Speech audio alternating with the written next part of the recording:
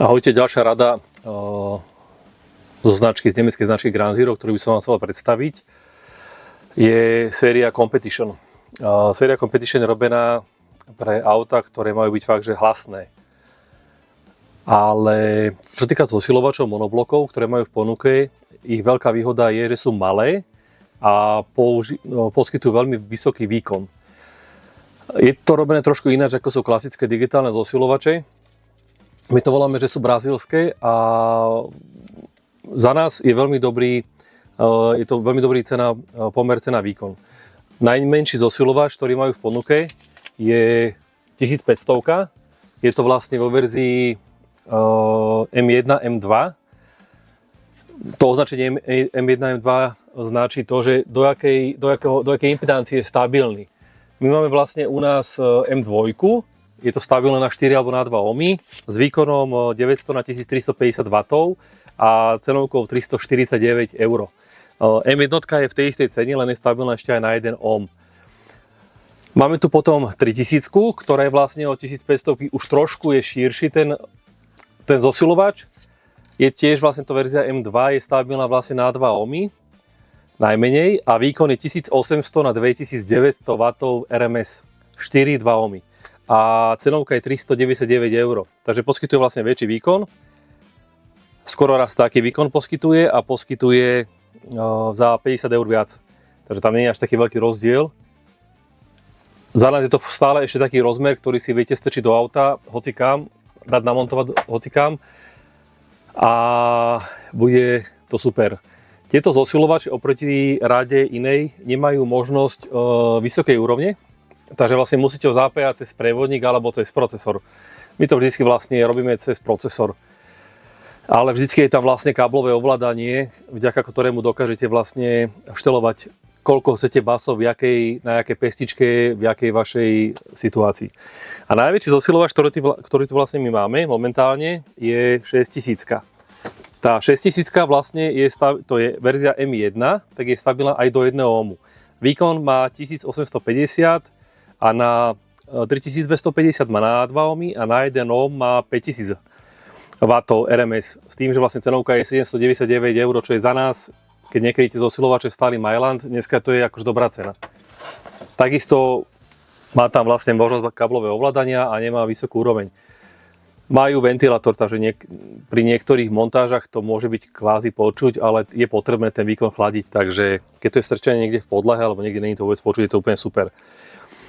Samozrejme tých zosilovačov viac, je tam ešte 8000, 16000 a 32000, ten zosilovač je fakt veľký. Cenovo je stále celkom príjemný, ale je veľký a myslím si, že do našich montáží tá 6000 bude úplne že aj prehnaná. Momentálne pevne verím, že vďaka nášmu kolegovi Slávikovi, ktorému je každý subwoofer malý, tak sa tieto veci rozbehnú. Táto séria Competition má ešte aj iné dobroty. Má napríklad 28 mm výškač, to je ešte taká civilná verzia, ktorú viete podľa mňa namontovať viac menej hoci kde. To je ešte že super, ale má aj výškový, ktorý vlastne už taký civilný není. Je to vlastne poriadny kulus z reproduktoru a bohužiaľ, alebo Bohu vďaka, že vlastne Ground Zero to vyrába, lebo do niektorých montáží, kde je vlastne veľa subwooferov, tak vlastne klasický výškač by nestíhal, nebol adekvátny tým subwooferom. Takže treba tam mať vlastne výškač, ktorý vlastne umožní zahrať výškové pásmo tak, aby ho bolo počuť, aj keď je tam veľa tých subwooferov. Takže je to super, hej, krásny výškač, do trojholníku si ho asi naspäť nedáte, do prístrojovky, do Toyoty ho tiež neosadíte. Myslím si, že do áčkového stĺpika nejako by sa asi dalo sadiť cez nejaké lamino alebo cez niečo, podľa mňa to je robené tak, že máte vlastne vzadu subwoofer, otvorený kufor a hraje to smerom von na veľké priestranstva. Takže to je pecka. A takisto vlastne v tej sérii je aj klasické reproduktory, ktoré sú ale tiež robené takým iným spôsobom ako reproduktory, ktoré bežne montujeme a sú robené vyslovene na taký väčší hlas, aby to hlasnejšie hralo a bolo výraznejšie aj pri tých veľkých subwooferov. Samozrejme 16,5 je tam aj 20, aj 25 koaxiál komponent, hoci čo tam je v tej sérii, to Ground Zero má neskutočne široký sortiment.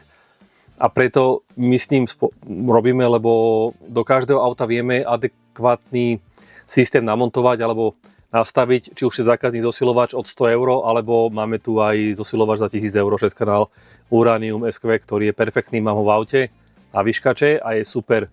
Tento rok ho dúfam namontujem aj kolegovi Karolovi do auta, lebo máme tam také plány, že spravíme takú predvádzačku, aby ste si vedeli púšťať jeho Octaviu, to je také bežné auto, alebo potom moje Volvo v tej Octavii nechceme robiť žiadny upgrade, že chceme všetko, aby bolo pekne poschované a do ničoho sa nebude rezať, ale vlastne spravíme čo najlepší zvuk z pôvodných umiestnení tých reproduktorov. Subwoofer tam bude tiež iba v boku, nejaká taká klasika, uzavrenka, aby to dobre hralo. Bude to vyslovene, že na kvalitu, lebo kolega má psíka, potrebuje ho prevážať, tak nemôže tam robiť nejaké blbosti. U mňa v aute bude toho viacej, ale tiež subwoofer nebude nejaký obrovský, lebo dneska už aj vďaka aj Helixu napríklad, alebo Grand Zero sa dá aj s malým subwooferom zahrať veľké divadlo. Takže toto je vlastne ďalšia séria, hlavne máme z tej série, hlavne používame monobloky, lebo ten výkon vlastne v klasickom zosilovači by bol rozmerne väčší, takže toto je lepšie na takú integráciu do toho auta, že vieme to schovať do boku vozidla alebo do podlahy, možno aj pod sedačku by to vošlo, ja neviem, ale tam by som to asi ja osobne nedával, skôr do kufra, do dvojitej podlahy alebo do bočnice, keby tam bola to miesto. Takže ako obyčajne, keby ste mali hociaké otázky, kľudne nám napíšte, zavolajte, radi vám na to odpovieme a prajem vám pekný víkend. Čaute.